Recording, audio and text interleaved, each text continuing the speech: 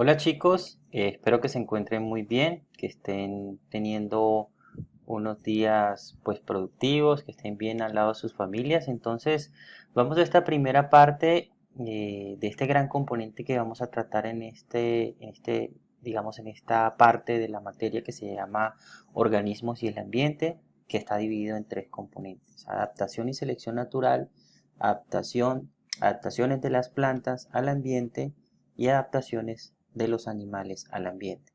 Este video va a ser sobre adaptación y selección natural. Posteriormente ustedes van a ver un segundo video que se llama adaptaciones de las plantas al ambiente. Ya saben que igual la próxima semana, el próximo viernes, ustedes están a cargo a manera de exposiciones. Ya les di los temas, todas las instrucciones el día jueves por la noche sobre adaptaciones de los animales al ambiente. Así que los invito a que consulten la tarea que se encuentra en el equipo del curso, encargado en Teams del curso, y ahí están todas las instrucciones, ¿cierto? Entonces vamos a empezar hablando de este primer tema que se llama adaptación y selección natural. Bien, para empezar, entonces vamos a tocar estos temas. Vamos a hablar de las adaptaciones que son un producto de la selección natural. Vamos a hablar un poquito de selección natural. La expresión de muchos rasgos genotípicos es afectada por el ambiente. La variación genética ocurre a nivel poblacional. La adaptación es un producto de la evolución por selección natural y las adaptaciones son el reflejo de compensaciones y limitaciones. Eh, es importante tener presente que pues este tipo de temas ustedes los desarrollan, digámoslo así, en gran medida en sus cursos de evolución, de genética, ¿cierto? O sea, se desarrolla bastante ese tema, entonces estos temas, entonces aquí vamos a hacer una especie de, digámoslo así, de elementos para tener presentes que nos sirven en los conceptos de ecología que nosotros vamos a ir incorporando y que es necesario tener presente para poder, digámoslo así, tener una, un elemento sólido para poder estudiar lo que viene más adelante, que son poblaciones. Esto es fundamental. Entonces, a manera de introducción, recordemos aquel video. Si no lo ha visto, lo invito a que lo vean. Está en la pestaña, en el muro de publicaciones de Teams, que nos habla de estas adaptaciones que tiene esta especie de escarabajo, esta especie de coleóptero de género Stenocara.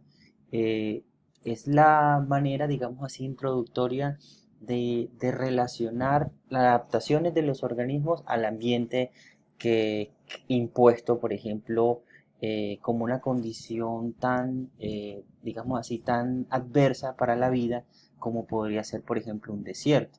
Entonces, por ejemplo, en el desierto de Namibia, aquí donde está resaltado, donde ustedes lo ven aquí en esta franja, eh, es un desierto, digamos, de ambientes extremos, de condiciones muy extremas, ¿verdad? Y en este desierto ustedes pueden encontrar cómo, por ejemplo, la única fuente de agua se da a través de las corrientes de aire que vienen desde el océano Atlántico y que llegan en forma de como de niebla. O sea, se forma una niebla densa y espesa, y la única manera que este escarabajo pueda obtener, digamos, agua, el recurso agua, que es escaso en este desierto, es a través de dos elementos. Primero, un rasgo comportamental, o sea, una adaptación que tiene en el comportamiento, o sea, se inclina así de la manera como ustedes lo ven acá, y esa inclinación pues hace que toda esa, digamos, esa niebla, ¿verdad?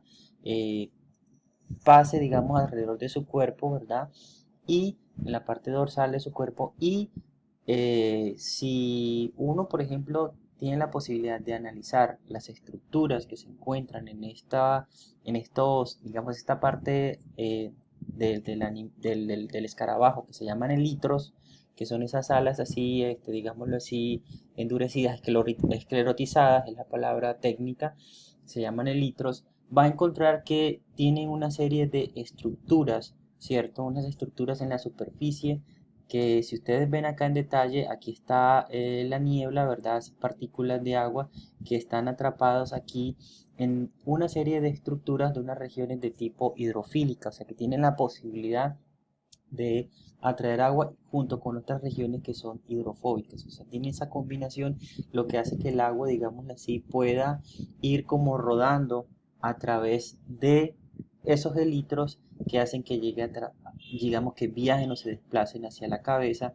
y el animal pueda pues obtener agua en un recurso tan escaso como el desierto de Namibia, como lo vemos acá en el mapa. Entonces, si no han visto ese video, pues los invito a que lo hagan, pues porque, digámoslo así, muestra esa relación. ¿A qué nos lleva eso? Pues nos lleva a pensar, digamos, uno de los ejemplos interesantes de cómo, por ejemplo, podemos nosotros relacionar las características que impone el ambiente a las adaptaciones que tienen que tener los organismos en esas condiciones. Es un ejemplo bastante claro, bastante bueno, didáctico, que nos ayuda a entender cómo las condiciones impuestas por el ambiente reflejan digámoslo así, ese proceso que se da a través de lo que se llama evolución y de sus adaptaciones. Vamos a hablar entonces un poquito de eso, pero solamente nos va a interesar en términos ecológicos, ¿verdad? Entonces, es inevitable entonces empezar por Darwin, ¿cierto? Y su obra magna, El origen de las especies, publicado el 24 de noviembre de 1859, ¿cierto?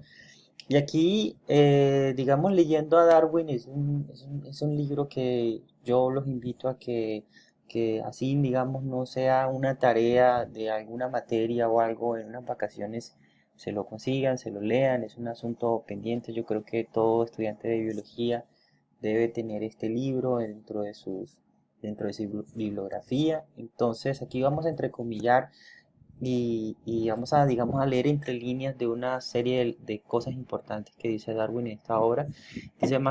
Dice así: considerando el origen de las especies, es bastante concebible que un naturalista, miren que no hablen de un biólogo, sino un naturalista, lo como se conocía en esa época, los que se dedicaban a estudiar la naturaleza, ¿verdad?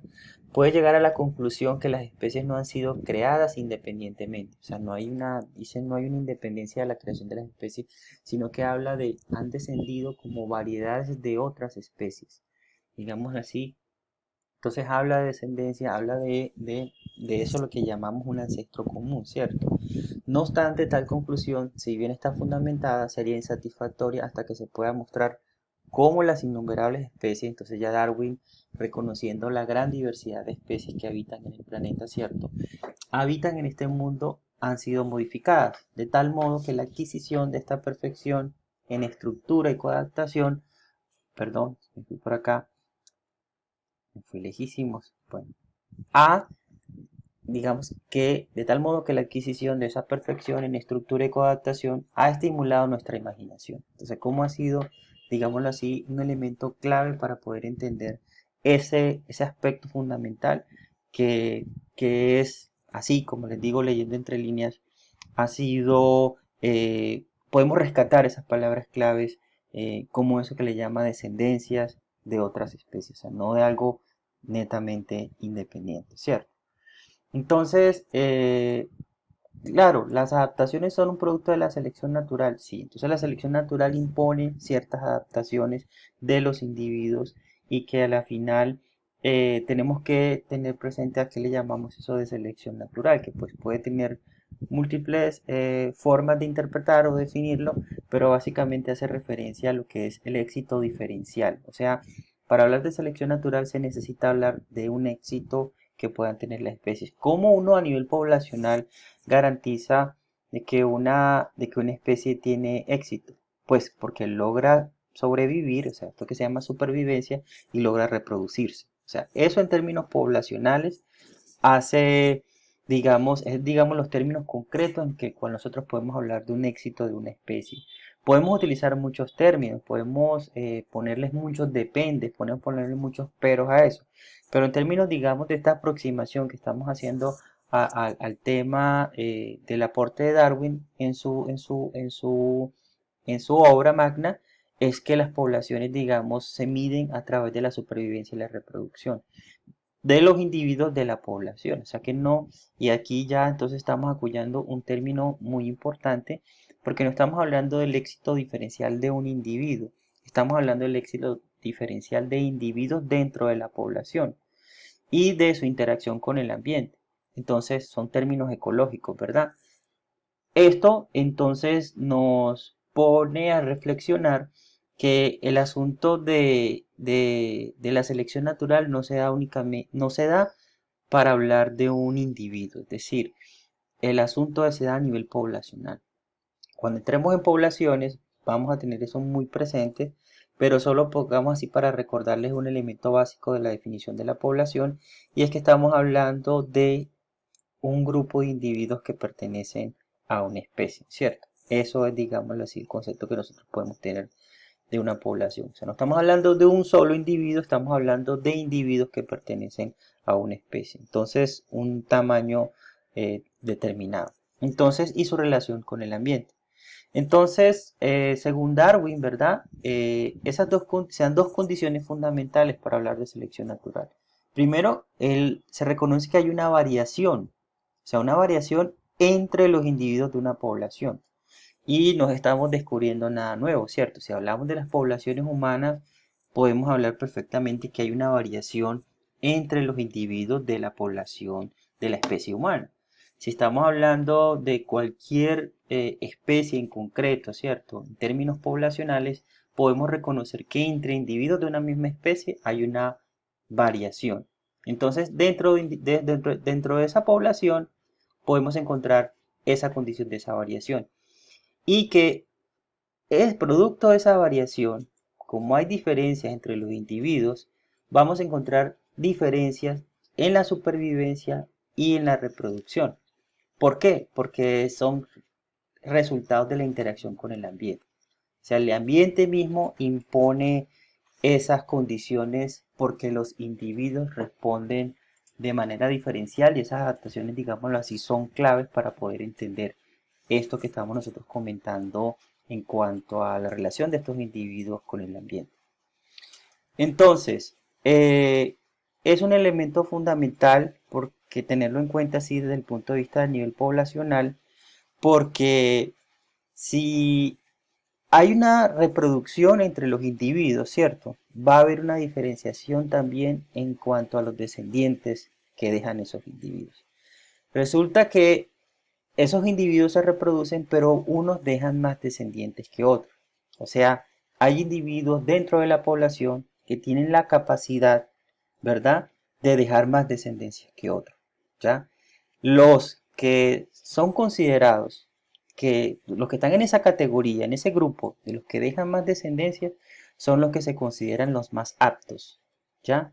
Es decir, como la palabra aquí en inglés, fit, o sea, tienen, digamos, esa capacidad de dejar más descendencia y por ende son considerados más aptos que los otros, que los que, ¿por qué? ¿Por qué se utiliza esa palabra que son más aptos? Por la sencilla razón que contribuyen más a la siguiente generación.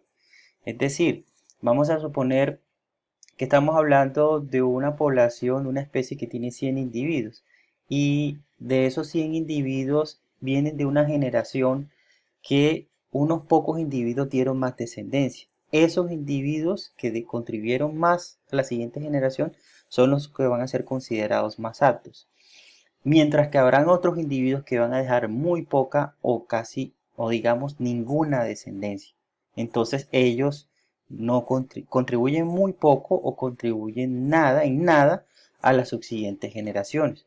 Entonces esos en el argumento darwiniano son considerados menos aptos. O sea, el aporte, digámoslo así, que hacen esos individuos a la siguiente generación es poca o nula, ¿ya? Entonces, para tenerlo ahí eh, presente en ese sentido. Entonces, ahí acuñamos un término que ustedes van a ver en evolución y que van a discutir en detalle, pero que aquí, digamos, es necesario pues tener así presente para poderlo tener claro de lo que vamos a hablar a nivel de la ecología de poblaciones, y es el término eficacia biológica, que en inglés se conoce como fitness, ¿verdad? Entonces, fitness, ¿verdad? Que es una palabra muy usada ahora, muy de moda para los que están en el ambiente este de los gimnasios y esto, la gente fitness que se come, eh, que ahora se alimenta, pues vive comiendo proteínas y esas vainas, ¿verdad? Que a veces uno se sorprende porque en bioquímica a uno les toca estudiar como loco las proteínas. Y ellos ahí hablando con propiedad de proteínas y uno, pues, bueno, en fin. Bueno, el asunto es el siguiente. La eficacia biológica la podemos definir como una medida. Es una medida de una contribución que se da en una proporción, es decir, una contribución del individuo a las futuras generaciones. O sea que vamos a tener, por ejemplo, un escenario de condiciones ambientales, ¿verdad? En ese escenario de condiciones ambientales vamos a encontrar unos individuos que tienen unas características. Esas características les dan una capacidad para dos condiciones, como les dije en selección natural, para sobrevivir y reproducirse, ¿cierto? Y esas características van a pasar a la siguiente generación, porque son, digamos así, ¿cuál es la contribución que hacen los individuos para esas generaciones en un escenario de esas características ambientales que le dan la capacidad a esos individuos para sobrevivir y reproducirse, que es la medida en que nosotros podemos medir, digamos, evaluar el éxito en una especie? Entonces, esas dos condiciones, sobrevivencia, reproducción, van a ser seleccionados para que pasen a la siguiente generación, porque eso es lo que van a permitir, digamos, que las generaciones de esa especie puedan, digamos, mantenerse a través del tiempo. Entonces, esa es una medida de una definición clásica de eficacia biológica o lo que en inglés se conoce como fitness, ¿verdad? Entonces, ¿qué va a pasar con los individuos que no tienen esos rasgos seleccionados, no tienen esos rasgos para, con la posibilidad de que pasen a esas siguientes generaciones? O sea, va a haber una selección en contra. Es decir, si un individuo tiene una serie de características que le impiden desarrollarse o crecer o reproducirse, sobrevivir en las condiciones ambientales que le impone, que están impuestas en ese momento, va a tener muchas posibilidades de sobrevivir, va a tener muchas posibilidades de reproducirse, es decir, va a haber una selección en contra. Esa selección en contra hace que esas características de esos individuos que no consiguieron reproducirse, que no consiguieron sobrevivir, este, se convierten en una barrera, digámoslo así, para que esas características pasen a las futuras generaciones. Entonces, vamos a tener un proceso de selección natural que va a resultar de esos cambios en las propiedades de las poblaciones.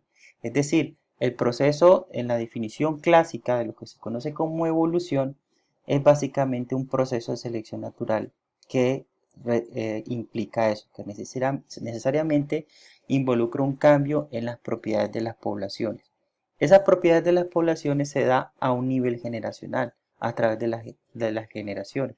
Es decir, no vamos a ver procesos evolutivos, por ejemplo, si nos quedamos con un individuo o solamente examinando una generación de una especie determinada. Tenemos que ver una serie de procesos que se da a través de las generaciones. Eso, digamos, básicamente es el proceso evolutivo. Y como estábamos viendo con el escarabajo, ¿verdad? Con el Stenocara, esta especie, por ejemplo, se ha adaptado a las condiciones que le impone un ambiente tan agreste como el desierto de Namibia, ¿cierto? Entonces, este escarabajo tiene las condiciones básicas para que nosotros podamos entender lo que es la adaptación. Tenemos entonces un rasgo comportamental, son rasgos del comportamiento porque este no cara se inclina, ¿verdad? El bicho se inclina, ¿cierto? Es algo comportamental. Morfológico, miren los elitros y toda la parte morfológica o fisiológico, hereditable de un organismo que ha evolucionado en un periodo de tiempo por selección natural, por las condiciones que yo les he mencionado, ¿cierto? De selección natural. Entonces, ese tipo de adaptaciones hacen necesariamente que esta especie, por ejemplo, este escarabajo, ante estas condiciones, sobrevive a un ambiente con escasez de agua. Esa escasez de agua hace que, por ejemplo, se produzcan una serie de elementos importantes para poder, digámoslo así,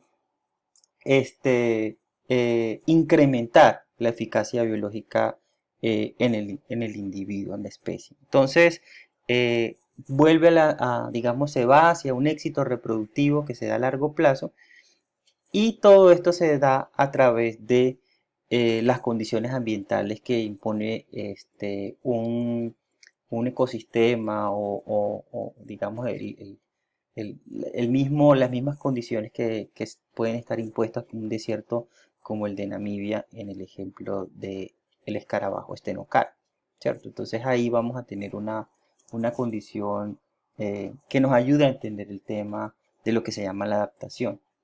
Entonces, para hablar de esto, obviamente tenemos que tener en cuenta lo que ustedes les hablaban en su genética, lo que hablaron en genética de eh, genotipo y fenotipo. Esos son dos conceptos importantes que ustedes tienen que recordar de su genética, porque a la final van de la mano y pues, digámoslo así, dan una idea clara hacia dónde nosotros estamos apuntándole con esta parte necesaria como una base fundamental para entender los procesos poblacionales que vamos a ver posteriormente. Entonces, digámoslo así, que si estamos hablando de una expresión de rasgos fenotípicos, eso realmente tiene una imposición por el ambiente. Entonces, como ustedes saben, como lo vimos en la clase de clima y vimos las características, por ejemplo, relacionadas en la parte de agua y suelo, nos dimos cuenta que los factores ambientales cambian, o sea, la temperatura, la precipitación, la luz solar, el nivel de depredación, o sea, no solamente lo abiótico, sino también lo biótico. Entonces, ojo aquí que cuando estamos hablando de factores ambientales, tenemos que tener presente que estamos hablando de unas condiciones impuestas tanto bióticas como abióticas. Como miren, aquí por ejemplo hablamos del nivel de depredación como un elemento desde el punto de vista biótico, ¿no? Entonces, ese tipo de factores ambientales causan, digámoslo así, que digamos, tienen un efecto en el fenotipo, ¿ya? Pero que ese efecto tiene que estar producido por un genotipo, que varía según las condiciones impuestas por el ambiente. Pero digámoslo así, la especie debe tener la maquinaria genética, si cabe el término, para poder dar esas expresiones del fenotipo, como ustedes muy bien lo saben. Entonces, la habilidad está en el genotipo y que obviamente se refleja en el fenotipo y da lugar a esas expresiones de ese fenotipo con las condiciones cambiantes de ese ambiente. Entonces, eso es lo que se conoce como la plasticidad fenotípica o la norma de reacción. Entonces, dependiendo, digamos, de esas condiciones ambientales, ¿verdad? Se pueden presentar digámosle así, eh, esos cambios, digamos, esas imposiciones del ambiente van a tener una repercusión en el fenotipo. Esa repercusión en el fenotipo obviamente viene dado por el genotipo y a través de esas diferentes manifestaciones del fenotipo nosotros le llamamos una plasticidad o una norma de reacción. Entonces, ¿cuál es el propósito de encontrar casos de tener esas normas de reacción? Bueno, pues el resultado es que hay una mayor habilidad, una habilidad del individuo en sobrevivir, en crecer y en reproducirse, que digamos son fines máximos de las especies y son elementos clásicos en la naturaleza. Es decir, vamos a tener una mayor eficacia biológica. Entonces esa condición de un individuo de las especies de mayor sobrevivencia, mayor crecimiento y mayor reproducción son elementos fundamentales para que el individuo pues tenga como resultado un incremento en esos componentes que hago mención. Entonces recuerden los ejemplos típicos que le hablaban en genética cuando tenemos un genotipo que da, digamos, una cantidad determinada de alelos, ¿verdad? Que hace, digamos, alusión a una característica última que es la expresión del fenotipo, que puede ser, por ejemplo, como el color de la flor. Entonces, digámoslo así, estos alelos o las formas alternativas que tienen los genes, digamos, tiene digamos, unas variaciones en el fenotipo, ¿cierto? Entonces, tenemos diferentes, digamos, números de alelos, por ejemplo, para el pigmento rojo. Entonces, aquí están, por ejemplo, estos 4 alelos que determinan que la flor sea de color roja. Pero entonces aquí, por ejemplo, tenemos variaciones en este genotipo. Entonces aquí, por ejemplo, el número de alelos para ese pigmento rojo cambia de 4 a 3, como lo vemos acá, y como lo vemos acá también, ¿cierto? Y da esta coloración. Y vemos, por ejemplo, cómo de 3 se reduce a 2, como lo vemos acá, en estos 3 casos, y da esta coloración. Y luego finalmente, pues, se reduce a 1 y da esta coloración o ninguno y da esta coloración, esta ausencia del color rojo. ¿Y por qué estos cambios? Estos son cambios impuestos por el ambiente, es decir, la temperatura, la intensidad de la luz. En este caso, si no recuerdo mal en el ejemplo, es por el efecto de la temperatura. Entonces, hay, digámoslo así, unas condiciones impuestas por el ambiente. Es decir, estos diferentes tonos, estas diferentes expresiones de este genotipo para el fenotipo, obviamente, tienen una condición impuesta por el ambiente. Como les dije aquí, la temperatura, la precipitación, la luz solar, nivel de depredación, cualquier ejemplo, o sea que son resultados de, no entonces es un asunto como producto del azar, de que simplemente cambió de color porque sí, y un día quiso amanecer bien rojo intenso y al otro día le dio la gana de un rojo más claro y de pronto la otra semana sin color, o sea, a través de la generación, no, o sea, no son esos cambios de la nada, sino que en este caso, ¿no? Son cambios determinados por el ambiente.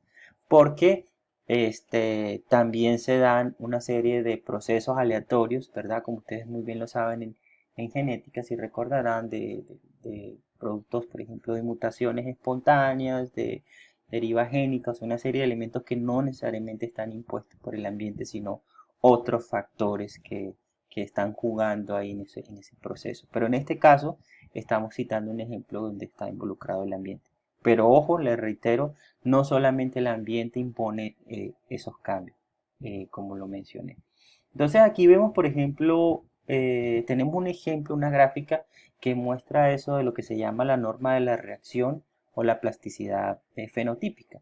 Entonces vemos, por ejemplo, aquí cómo tenemos en el eje de las Y tenemos una característica promedio en el fenotipo, ¿cierto? Y en el eje de las X un gradiente ambiental. Llámese, por ejemplo, una variación de temperatura de aquí a acá, un aumento en el nivel de precipitación, una diferencia en la humedad, un aumento, por ejemplo, en el nivel de depredación, cualquiera de los ejemplos de factores ambientales que mencioné anteriormente. Y estos son los dos genotipos. Por ejemplo, dos genotipos que podemos encontrar en una especie, ¿cierto? Entonces, vamos a suponer que, digamos, la expresión de estos dos genotipos, ¿verdad? Va a determinar un fenotipo determinado.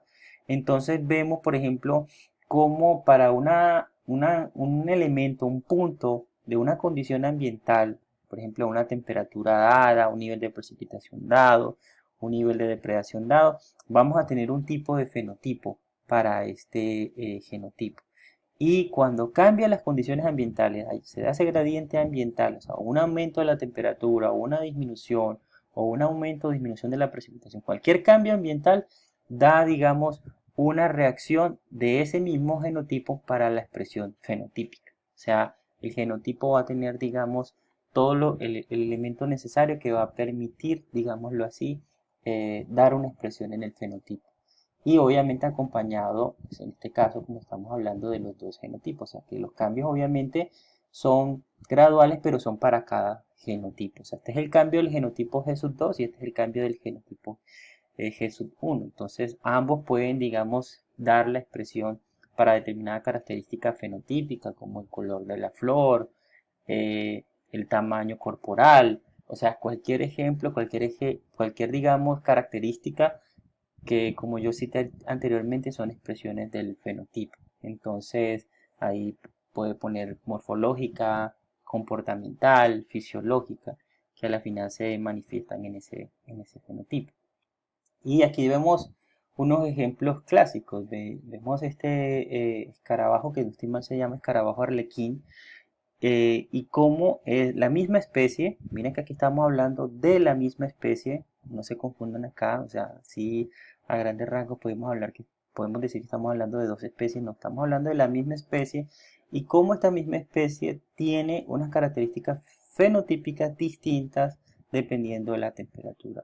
Aquí si el ejemplo lo recuerdo bien, hay un aumento de la temperatura y hace que digamos esta misma especie, este escarabajo arlequín, cambie de coloración, como ustedes muy bien lo están viendo acá, por el efecto de la temperatura. Lo mismo con este grillo. Con este grillo creo que es lo contrario, una disminución significativa de la temperatura hace un cambio en la coloración. Total ahí, el asunto que yo quiero mostrarles acá es básicamente la norma de la reacción como la gráfica que les estoy mostrando acá, de cómo una variación en ese gradiente ambiental puede tener un efecto, representa un efecto en las características fenotípicas, como en este caso que le estoy mencionando, se presentan con estas dos especies de insectos, ¿cierto? Entonces ahí tenemos este vivo ejemplo.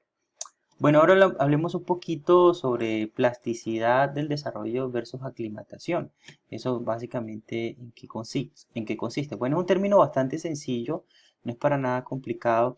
Se dan, digamos, en dos condiciones que están relacionadas, por ejemplo, con unas variaciones impuestas por el ambiente que determinan unas características importantes en cuanto a esa imposición del ambiente y su, digamos, repercusión en términos, por ejemplo, de adaptación rápida en cuanto a expresiones del fenotipo, o sea, de características del comportamiento, morfológicas o fisiológicas. Entonces, esto es un ejemplo, esto que estoy mostrando acá es un ejemplo de plasticidad del desarrollo, es muy común en plantas, o sea, a medida, digámoslo así, que la planta, digamos, está creciendo en unas condiciones que están siendo impuestas, pues la planta puede adoptar una plasticidad. Y este experimento lo muestra muy claramente, eso que le llamamos plasticidad del desarrollo. Aquí tenemos una investigadora hizo un experimento utilizando esta especie, esta es una sola especie, ¿verdad? Puso estas especies en dos condiciones completamente diferentes. En una puso a la especie en un ambiente de baja intensidad de la luz, como lo vemos acá. Y en otra puso individuos de la misma especie en un ambiente de alta intensidad de la luz. O sea, dos condiciones ambientales completamente opuestas para plantas, ¿verdad? Baja intensidad de la luz y alta intensidad de la luz. Resulta que aquí, en estas dos condiciones impuestas, midió dos variables. Digamos, la razón, digamos, del área foliar, o sea, midió el área de la hoja en estas plantas y midió la biomasa, ¿cierto? Si ven ustedes acá, en el eje Y1, por llamarlo así, tenemos la biomasa total de la planta medida en gramos y en el eje Y2 tenemos la razón del área foliar, que se mide en centímetros cuadrados de la hoja por gramos del tejido de la planta. Es una razón del área foliar. O sea, como digamos una medida del área de la hoja, para no complicar el asunto. Entonces, en estas dos condiciones ambientales. ¿Qué se dio cuenta? Se dio cuenta que, por ejemplo, en ambientes de baja intensidad de la luz, donde hay baja intensidad de la luz, esta misma planta, esta misma especie, tiene una área foliar mayor y una biomasa mucho menor, como lo vemos aquí en esta fotografía. Es decir, son plantas que tienen un menor crecimiento, que crecen muy pocos, o sea, quedan, digámoslo así en un lenguaje coloquial, se quedaron chiquitas, no crecieron más, ¿verdad? No están en las condiciones para crecer tanto porque el ambiente, ¿cierto? Que se llama una baja intensidad de la luz no le permitió, digamos, ese crecimiento, ¿verdad?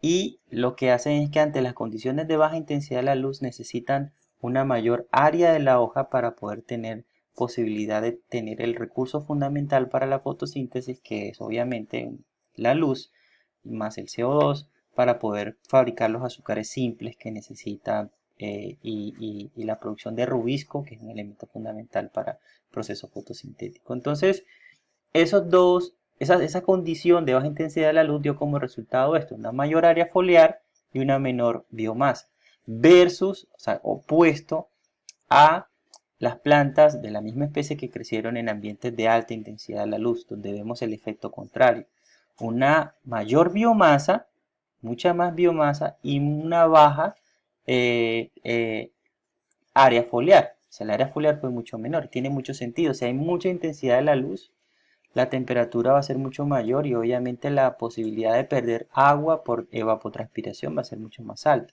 Entonces, la longitud, digamos el área foliar de esta hoja va a ser de las hojas va a ser muchísimo menor.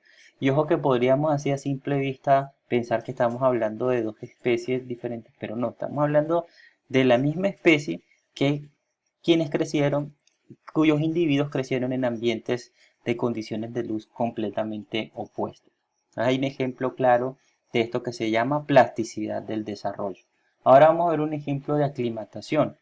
Entonces resulta que el ejemplo de aclimatación es claro porque es bastante muy bueno para ver. O sea, este ejemplo es bastante interesante porque nos habla, nos habla de un ajuste fisiológico, por ejemplo, en animales como en este caso de esta mantarraya, la mantarraya del Atlántico,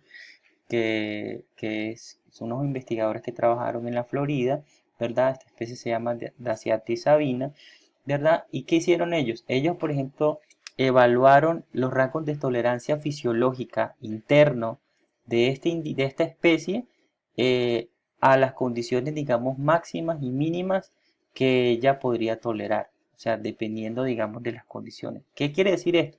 Quiere decir que, por ejemplo, aquí tenemos los meses del año, ¿verdad? Desde enero hasta diciembre. Estos son los meses del año. Aquí tenemos en el eje de la Y la temperatura.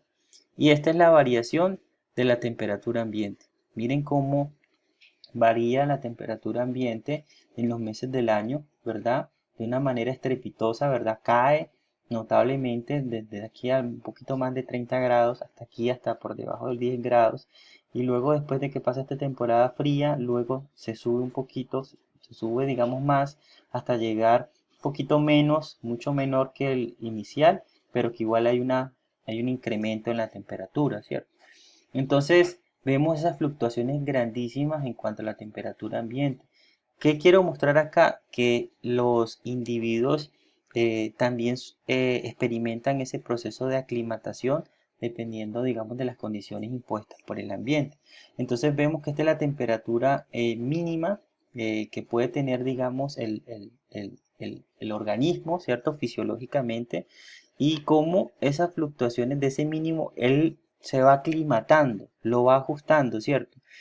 O sea, la temperatura corporal va siendo ajustada, el mínimo de temperatura corporal va siendo ajustada dependiendo, digámoslo así, de las condiciones impuestas por el ambiente. Y miren cómo básicamente aquí simula, o sea, el patrón es bastante parecido en cuanto a las temperaturas impuestas por el ambiente. Y también lo mismo lo vemos con la temperatura máxima, ¿cierto? O sea, aquí este es, digamos, alrededor de un poco más de 40 grados la temperatura máxima que este organismo puede tener como un límite fisiológico, se llama eso. Entonces, en ese límite fisiológico, vemos que alrededor de los meses, conforme va llegando a mitad del año, entonces él va ajustando ese límite fisiológico. Eso se llama una aclimatación, ¿verdad? Dependiendo de ese límite fisiológico, se va ajustando uno a las condiciones.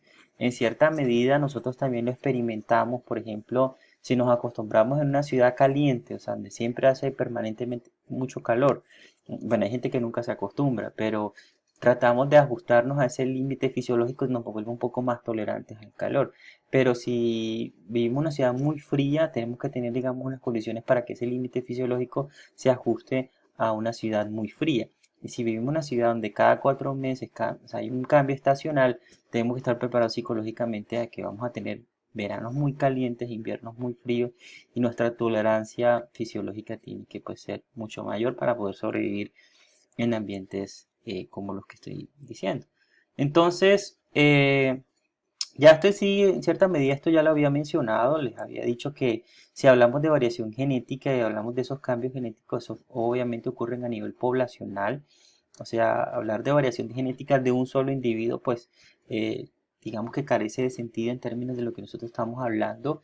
Entonces, esas poblaciones, por ejemplo, como lo vemos acá, yo no sé si se alcanza a ver esa foto aquí del fondo, ¿verdad? Estamos hablando de individuos que hacen parte de una población, pero estas poblaciones están fragmentadas, es decir, en una escala mucho mayor, en la escala del paisaje, si nosotros aumentamos ahí perdón, disminuimos el zoom, la resolución, nos alejamos, vamos a encontrar que hay poblaciones fragmentadas. Tenemos una población, estamos hablando obviamente de la misma especie, ¿verdad?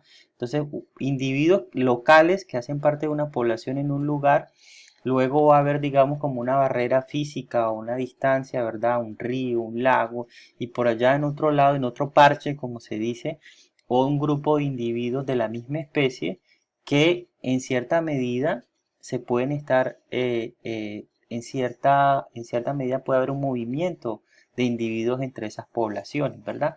Lo que se conoce como subpoblaciones. Es decir, poblaciones locales de individuos que se van a entrecruzar y que están unidas por ese movimiento entre los individuos por procesos de migración, inmigración, emigración, ¿cierto? Diferentes elementos que determinan ese flujo poblacional, lo que a gran escala se pueden llamar metapoblaciones, ¿cierto? Que a la final representan poblaciones locales que están conectadas en cierto grado por ese movimiento de esos individuos. Entonces, nosotros vamos a tener una variación genética. Esa variación genética se da dentro de esas subpoblaciones, ¿cierto? Y vamos a tener digámoslo así, una variación, perdón, dentro de las poblaciones, una variación genética, y vamos a tener una variación en esas subpoblaciones, y eso va a ser una diferenciación genética. Entonces vamos a tener esos elementos a considerar para tener, digámoslo así, un componente importante, todo esto para reconocer que entre los individuos, entre las poblaciones, hay variación, hay diferenciación genética. Entonces, digámoslo así, si nosotros vamos a hablar de cambios o procesos evolutivos, necesariamente tenemos que tener en cuenta un elemento fundamental, que si estamos hablando del fenotipo, entonces vamos a hablar de un cambio, de un rasgo, obviamente fenotípico. Ese cambio puede ser de ese rango a nivel del promedio o a nivel de una variación. O sea, por eso se dice una varianza. O sea que, por ejemplo, ¿qué tanto varía ese rango fenotípico en su promedio? Y luego, ¿qué tanto se puede desviar de ese promedio? O sea, de la varianza. Vamos a ver unos ejemplos para entender un poquito esto de qué es un cambio en el promedio o un cambio en la varianza de ese rango fenotípico. Con unos ejemplos bastante claros, bastante didácticos sobre eso. Y que eso es muy importante, que eso sea a través de generaciones. O sea, eso es a través de una serie de generaciones que son producto del cambio de las frecuencias de los alelos. O sea, ese cambio en esas frecuencias de los alelos van a tener obviamente como resultado variaciones digamos, en la composición del genotipo, que obviamente tienen una repercusión en el fenotipo. Entonces, eh, ¿qué tanto, por ejemplo, una especie sufre una variación promedio, por ejemplo, en la longitud o en el tamaño del pico, si estamos hablando de un ave, por ejemplo? Si esas variaciones entre esos individuos puede representar un cambio desde el punto de vista de la expresión del fenotipo que tiene unas condiciones, unas repercusiones en la eficacia biológica de esa especie. Entonces, eh, cuando hay un favorecimiento de un fenotipo, ¿verdad? Entonces, el proceso de selección natural hace que ese fenotipo se vea favorecido de alguna manera por esos factores ambientales que están imponiendo esas condiciones, ese cambio en el fenotipo. Eso obviamente, al tener en un conjunto poblacional, individuos de una población, unos fenotipos que van a ser, digámoslo así, seleccionados, ¿verdad? Los otros que no, digámoslo así, van a tener un proceso en contra. Entonces, eso obviamente, esos cambios en esa supervivencia, en esa reproducción, obviamente, en esos elementos que tienen en cuenta a nivel poblacional, tienen una repercusión en la frecuencia de los alelos dentro de esa población. Entonces, eso es un elemento que ustedes tienen que tener muy presente, muy en cuenta. Y aquí está ilustrado lo que estamos mencionando. Entonces tenemos, por ejemplo, para hablar de este tipo de temas, es muy didáctico, muy bueno utilizar el ejemplo clásico de Darwin y sus famosos pinzones en las Islas Galápagos, en el Ecuador, ¿cierto? En su famoso viaje en el Beagle, ¿cierto? Entonces, aquí tenemos, por ejemplo, un rasgo un rango fenotípico, ¿cierto? Que es como el tamaño del pico, ¿cierto? Que se mide aquí en milímetros. Entonces, miren, aquí tenemos este tamaño del pico, ¿verdad? Que es mucho más pequeño, ¿verdad? Que este que está aquí, que es un poco más grande. O sea, hay una diferencia ahí fenotípica en el tamaño del pico. Entonces, vamos a suponer que nosotros vamos a medir la frecuencia de tener, por ejemplo, 700 aves, por ejemplo, 700 pinzones. Y de esos 700 nosotros cogemos cada uno y le medimos el tamaño del pico en milímetros, ¿cierto? Utilizamos esta medida, ¿verdad? Y de esa medida nosotros vamos a tener, digamos que 5 individuos midieron 6 milímetros. Otros 6 individuos midieron 6,5 individuos. Vamos a suponer que un poco más de 10 individuos midieron 7,8 milímetros. Y así, ¿qué va a tener uno? Va a tener uno una frecuencia. O sea, ¿qué tantos individuos están representados en esta medida de tamaño del pico? ¿Verdad?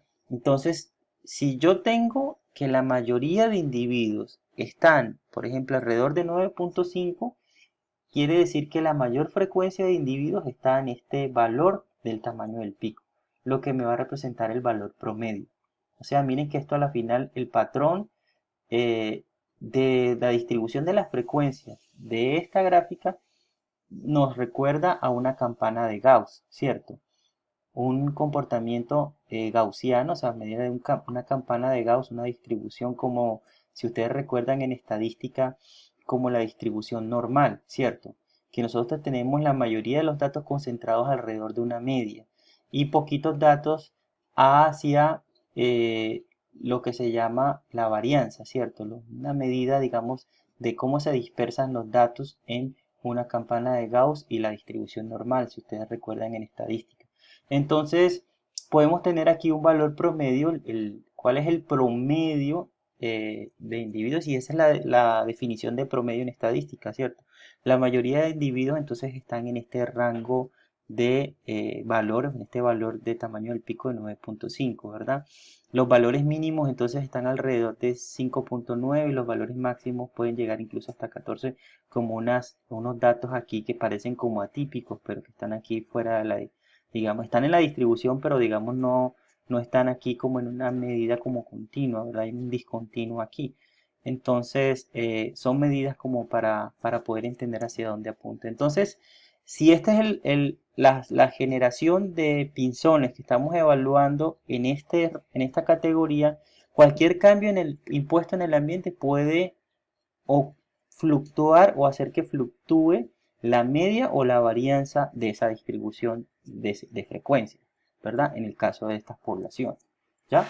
Entonces, por ejemplo, ¿qué elemento, qué factor ambiental puede ser importante para que haya cambios en esta distribución de frecuencias, por ejemplo, en el tamaño del pico? Muchos investigadores, y desde que Darwin ha estado, digamos, desde la obra magna de Darwin y su teoría, han estado interesados en estudiar estas relaciones y se han encontrado, y tenemos aquí como ejemplo que una categoría importante, que es la dureza de la semilla, es un elemento fundamental que puede tener una influencia en un rasgo fenotípico, un rasgo en el fenotipo, como es en este caso el tamaño del pico, que se mide en milímetros. Entonces miren aquí que tenemos tres categorías de tamaño del pico. Suave, intermedia o blanda, digámoslo así, intermedia y dura. O sea, son tipos de semillas que nosotros podemos utilizar de una manera de una categoría, una cosa categórica, ¿sí? Medida simplemente categórica, ¿cierto? Suave, o blanda, suave, media, blanda, media y dura, ¿cierto? Tres tipos de categorías de la semilla. Entonces, estas categorías en la dureza de la semilla tienen una repercusión en el tamaño del pico. Entonces, ¿qué vamos a encontrar aquí? ¿Qué conclusión podemos sacar de esta gráfica? Muy sencilla, ¿verdad? Que, por ejemplo, para que estas aves se alimenten de semillas que son duras, tienen que tener más o menos unos tamaños de pico entre estas medidas, ¿cierto? Este es más o menos el rango promedio del tamaño del pico de estos pinzones que se alimentan de semilla dura. Las aves, los pinzones que se alimentan de una dureza de la semilla de carácter medio o intermedio, están en este rango del tamaño del pico. Y quienes se alimentan de semillas que son blandas, que son bastante suaves, tienen este rango en su tamaño del pico. O sea que ahí estamos estableciendo una relación bastante interesante entre el recurso que en este caso es semilla, y el tamaño del pico, que es una característica en el fenotipo que tiene una repercusión importante desde el punto de vista de la selección natural. Entonces, muy chévere hacer estas relaciones porque así nos, digamos, nos da una idea hacia dónde apunta lo que estamos discutiendo. Entonces, ¿qué pasó? Resulta que hubo digámoslo así, un cambio en el clima, o sea, hubo un periodo de sequía. Se bajaron los niveles de precipitación, se metió una sequía brava por cambios en el clima que tuvieron un impacto en el nivel de precipitaciones. Menos agua que caía, menos recursos, menos posibilidades para las plantas de producir semillas. Y como ustedes ven aquí en esta gráfica muy chévere que nos muestra la relación del tiempo con respecto a la abundancia de semillas, o sea, número de semillas en el tiempo, encontramos una reducción significativa en la abundancia de esas semillas, en el número de semillas, o sea, menos recursos, menos alimentos para estas aves, ¿cierto? Entonces, alrededor, miren acá, en los años del, podemos decir, digámoslo así, ponerlo en el 76, hubo, digamos, ese impacto y por esa reducción en las precipitaciones y que tuvieron como consecuencia una reducción en la abundancia de semillas, menos semillas. Sumado a eso, entonces, a esa reducción en el número de semillas, entonces la dureza de esas semillas, o sea, hubo una especie de cambio, una distribución en cuanto a las categorías que yo les decía de blanda, intermedia y dura. Resulta que ese cambio climático, ambiental, digamos, favoreció o digamos desvió a que la dureza de las semillas aumentara. O sea que el recurso que yo les había mencionado aquí de semillas eh, blandas, semillas intermedias y semillas duras, o sea, disminuyó esa distribución del recurso. O sea, eran más las semillas duras que las semillas blandas. Empezaron a escasear las semillas blandas y eran mucho más abundantes las semillas duras. Entonces hubo un aumento en la dureza de las semillas. Aquí pues se produjo un bajón, pero digámoslo así que en este año, en estos años, principalmente entre el 76 y 77, hubo ese aumento en la dureza, o sea que había más semillas duras. Entonces yo les pregunto, eso obviamente, ¿qué repercusión puede tener si estas semillas desaparecen con respecto a esto que yo les estoy mencionando de estas especies adaptadas dependiendo del tamaño de su pico, ¿verdad? De estos pisones adaptados a comer este tipo de semillas? Efectivamente, los investigadores encontraron un efecto de esa condición ambiental en los pinzones. Entonces, miren, en esta especie obviamente se encontró como, por ejemplo, en estos mismos años, entonces desde el 75, ¿verdad? Hasta el 78, hubo una reducción significativa en la abundancia de estos individuos, ¿verdad? Como, digamos, estos individuos, ¿verdad? Que podemos ver aquí que están adaptados a comer estas semillas de tamaño blando, o sea, digamos estas semillas blandas con respecto a este tamaño de pico que estaban acá, ¿cierto? Las que están en estas categorías, al desaparecer, ¿verdad? Hubo una reducción significativa en, digámoslo así, en la abundancia, en ese número de individuos de esta especie. Entonces, digamos, se comprometió su supervivencia al no tener un recurso como es el tipo de semilla que esta especie consume, ¿cierto? Entonces, ¿hacia dónde se fue el proceso de selección natural? ¿Hacia dónde se fue la sobrevivencia? ¿Quiénes tenían más posibilidades de sobrevivir si entre estas tres categorías y entre si estas tres especies de pinzones tienen diferentes tipos de recursos de acuerdo a la dureza de la semilla? Obviamente, al desaparecer, a escasear este recurso, el proceso de selección, el proceso de sobrevivencia se dio a aquellos individuos que tenían la capacidad de alimentarse de esas semillas duras, ¿cierto? Entonces, la sobrevivencia aumentaba se desvió hacia aquellos que tenían un mayor tamaño del pico en milímetros, ¿verdad? Y vemos como, por ejemplo, los que tienen tamaños mucho más pequeños, alrededor de 6, 7, 7 tenían una muy baja sobrevivencia, ¿cierto? Y la probabilidad de sobrevivencia era más alta conforme iba aumentando el tamaño del pico de los individuos. Miren aquí cómo se va aumentando significativamente, casi que exponencial, o digámoslo así, exponencial, esa sobrevivencia, ese porcentaje de sobrevivencia con respecto al tamaño, al aumento del tamaño del pico, como lo vemos acá claramente. Entonces, genial este ejemplo porque pues nos da esa relación de una condición impuesta por el ambiente, disminución en las precipitaciones, una consecuencia en la producción de semillas de estas plantas, entonces que se desvió hacia semillas más duras y una repercusión hacia estas especies de aves y un proceso, digamos, impuesta de selección natural que es bastante claro para poder, digámoslo así, ejemplificarlo.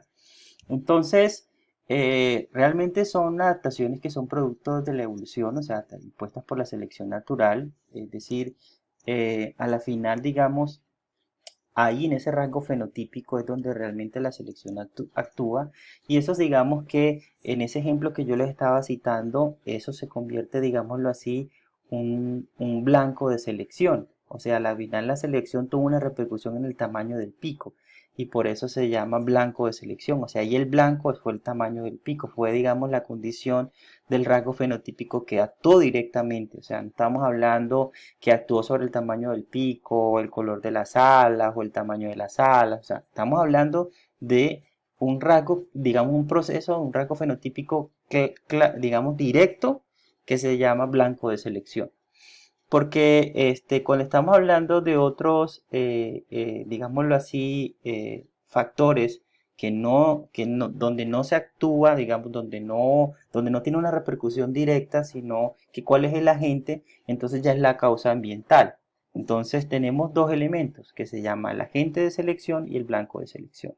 Entonces el agente de selección es la causa ambiental de esas diferencias en esa eficacia biológica, en ese fitness. En este caso, por ejemplo, la abundancia y el tamaño del tamaño y la distribución de las semillas fue el agente de selección. Entonces, alguien puede irse más atrás y decir, profe, pero el agente de selección no pudo haber sido el cambio en el clima. Pero es que digamos que el cambio del clima no sabíamos qué repercusión iba a tener sobre la abundancia y el tamaño en la distribución de semillas. O sea, así como pudo haber tenido un efecto, puede que no. Hay plantas que tienen la capacidad de seguir produciendo las semillas en tamaño porque las condiciones, digamos, en su maquinaria, pues así lo tienen, así lo permiten, tienen esas adaptaciones. Pero en este caso, el agente de selección fue la abundancia y el tamaño de la distribución de semillas que tuvo una repercusión en el blanco de selección. Entonces, el agente de selección, abundancia y tamaño de distribución de las semillas. Y blanco de selección, el tamaño del pico. Y vemos acá un tico que estoy tapando aquí a este pinzón. Y vemos acá, por ejemplo, que eso fue lo que efectivamente pasó. Miren que este es un censo que hicieron estos investigadores en el 76, antes de que las cosas cambiaran, ¿verdad? En estas aves, en esta isla que se llama Dafne, tienen un N bastante bueno de 751 aves, es el tamaño de su población, ¿verdad? Y este es igual a la gráfica que les mostré la vez pasada, ¿cierto? Que está más o menos en este promedio del tamaño del pico de 9.5. Pero entonces cambiaron las condiciones ambientales, cambió esto que se llama la abundancia y tamaño en la distribución de semillas y hubo un desplazamiento en el promedio del tamaño, ¿verdad?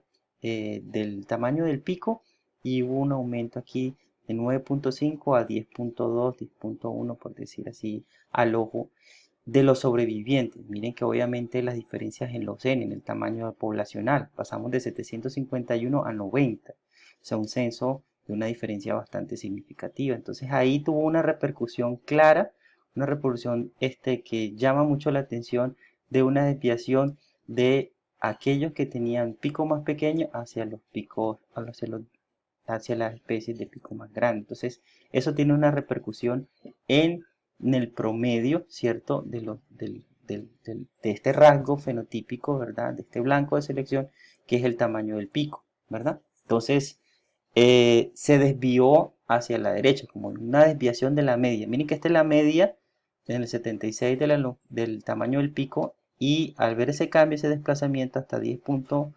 10.2, se produjo esa desviación en el promedio del tamaño del pico, teniendo un efecto en la selección, ¿verdad? Entonces, esos cambios pueden tener unas repercusiones con respecto a la eficacia biológica relativa, el fitness relativo. Entonces, la eficacia biológica relativa tiene unas consecuencias obviamente en el fenotipo que están obviamente determinadas por la frecuencia de los individuos en la población. Entonces, por ejemplo, tenemos estos tres casos, por ejemplo, donde el caso que yo les mencioné de los pisones que se desplazó el promedio, si ven aquí que hubo un aumento en la media en cuanto al tamaño del pico, lo vemos acá, hubo un desplazamiento, ¿cierto? Como lo vemos aquí en este ejemplo, o sea que si recuerden que la campana de Gauss aquí la cortamos por acá, este es el valor promedio, y aquí hubo un cambio en la distribución de frecuencias, o sea que ya la media no está aquí, sino que la media está acá. O sea, hubo un aumento y cambió completamente la distribución de frecuencias. ¿Ya? Esto hace que haya un desplazamiento de un mayor fitness a medida que nos vamos, digámoslo así, teniendo un desplazamiento en el fenotipo. Entonces miren aquí cómo va, el fenotipo se va, digamos, cambiando, va favoreciendo, aumentando el fitness hacia la derecha. O sea, hubo un aumento del fitness hacia otro fenotipo que se da ese desplazamiento hacia la derecha por un cambio en la frecuencia de los individuos que pertenecen a la población.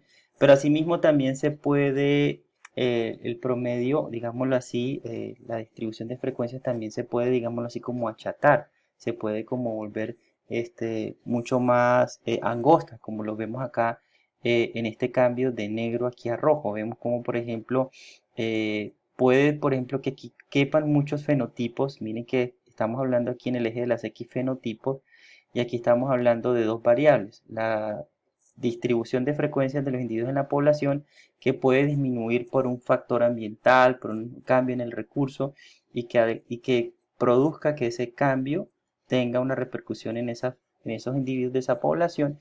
Y vemos aquí cómo se estrecha el asunto, como lo vemos aquí también en la eficacia biológica relativa. Y finalmente también puede ser disruptiva, es decir, pueden presentarse también que haya un cambio, digámoslo así, en esa distribución de frecuencias de los individuos en la población que produzcan que se den una disrupción en cuanto a que se favorezcan dos fenotipos. Miren que por ejemplo aquí teníamos en esta distribución, aquí en negro, tenemos un promedio, ¿verdad?, del fenotipo, aquí en la mitad, y vemos como por ejemplo un cambio ambiental, el recurso, favorece a dos fenotipos que están completamente discontinuos en dos extremos, de pronto uno menor que el otro, pero al final la eficacia biológica relativa va a favorecer a este fenotipo que está aquí y a este que está aquí, porque miren que hay dos fenotipos con una alta eficacia biológica relativa, como se muestra acá, si ustedes lo relacionan con el eje Y con respecto al fenotipo. Entonces tenemos estas tres condiciones y aquí entonces yo les tengo esta tarea para el miércoles, ¿verdad? Próximo miércoles, esta tarea, buscar un ejemplo de cada uno, selección direccional, y lo buscan en inglés, si de pronto no tienen éxito en español, directional selection, selección estabilizadora, stabilizing selection, y selección disruptiva, disruptive selection. Entonces son esos tres ejemplos de cada uno, por favor, y yo el día miércoles pregunto al azar a cualquiera que me traiga un ejemplo de selección direccional, un ejemplo de selección estabilizadora o selección disruptiva. ¿Listo? Entonces, ya esta es, digamos, como la parte final de la clase. Solamente pues para tener presente que la Tierra obviamente no es un ambiente homogéneo, como yo les dije, o sea, no tenemos, si tuviéramos un ambiente homogéneo de una sola temperatura, un solo valor de temperatura, de precipitación, de condiciones iguales, pues todos los organismos tendrían la posibilidad de sobrevivir, ¿cierto? De crecer y reproducirse. No habría adaptaciones, digamos, impuestas por digamos, esas condiciones que impone el ambiente que determinan esas características. Entonces es un ambiente heterogéneo y que hace obviamente que las condiciones cambien dependiendo de esos elementos que están teniendo una repercusión clara en las expresiones del fenotipo y en la posibilidad de expresarse, ¿no? Obviamente teniendo en cuenta la maquinaria genotípica. Y tenemos esos tres ejemplos aquí de estos pinzones de Geospicia fuliginosa, Geospicia fortis, Geospicia magnirostris. Miren aquí cómo la distribución de frecuencias de estas tres especies cambian en cuanto al tamaño del pico. Miren esto de la distribución de frecuencias. Si no recuerdan qué es distribución de frecuencias en estadística, busquen eso, qué es distribución de frecuencias en estadística para que entiendan estas gráficas, ¿verdad? Cuando hablamos de distribución de frecuencias en un tema en estadística, que ustedes seguramente ya tuvieron que haber pasado por ahí. Entonces vemos la distribución de frecuencias de esta especie y miren hacia dónde se va la distribución de frecuencias del tamaño del pico. Aquí en todo en milímetros, ¿verdad? Miren la distribución de frecuencias de esta especie, Geospicia fortis, y esta otra distribución de frecuencias de esta especie, que es Geospicia magnirostris. Miren que aquí no se solapan, o sea, parece que hay una separación ahí, el tamaño del recurso que tiene unas repercusiones fundamentales en cuanto a la proporción de las dietas y el tamaño de la semilla en milímetros. Entonces, una especie explotando, digamos, este recurso, una especie explotando este otro recurso con el tamaño diferente de la semilla y esta otra especie explotando este tipo de recursos, o sea, diferentes tipos de semillas. Eso es un término ecológico muy importante, un ejemplo ecológico muy importante porque nos da a entender que esas variaciones en el recurso son fundamentales para, por ejemplo, que haya coexistencia entre estas especies. El hecho de que cada especie esté alimentándose de diferentes recursos, estamos hablando de las mismas semillas, pero con diferentes tamaños, y esas adaptaciones obviamente evita que haya, por ejemplo, competencia o exclusión competitiva entre estas especies y que obviamente pueda producir la extinción de alguna de ellas o de dos de ellas, de ese proceso de competencia. Al tener esta repartición de los recursos nos da a entender que esa repartición del recurso es clave para poder, digámoslo así, permitir la coexistencia. Entonces, ahí apuntó, digamos, el mérito de Darwin a necesariamente tener cómo a través de un ancestro común se generan diferentes, digámoslo así, adaptaciones en cuanto al uso del recurso, en cuanto al tamaño del pico, en cuanto a esa distribución de frecuencias que se da a nivel generacional, a nivel impuestas por selección natural, y de ahí viene el mérito, digamos, del aporte, el gran aporte de Darwin, porque, digamos, tenemos acá, por ejemplo, especies que se alimentan de frutos, otros que se alimentan de insectos, otros que se alimentan de cactus, de los frutos de los cactus, otros que se alimentan de semillas, o sea, toda una gran cantidad de un ejemplo claro, lo que se llama radiación adaptativa, de cómo a través de las adaptaciones se produjeron una diversidad de especies, ¿verdad? En ambientes como el que estudió Darwin, como en estas islas en Galápagos. Entonces, muy chévere estos ejemplos y espero que hayan comentarios, dudas, cosas que quieran saber más, aclarar el día miércoles, porque pues es un tema que al final nos sirve mucho porque son elementos que hay que tener muy presentes cuando pasemos a estudiar las poblaciones, que es un elemento necesario eh, eh, para poder entender estos temas. Entonces, no siendo más, hemos terminado aquí esta parte, adaptación y selección natural. Y luego entonces espero que pasen al segundo video, que son las adaptaciones de las plantas al ambiente. Y muchísimas gracias por estar ahí conectados y que estén muy bien. Muchas gracias.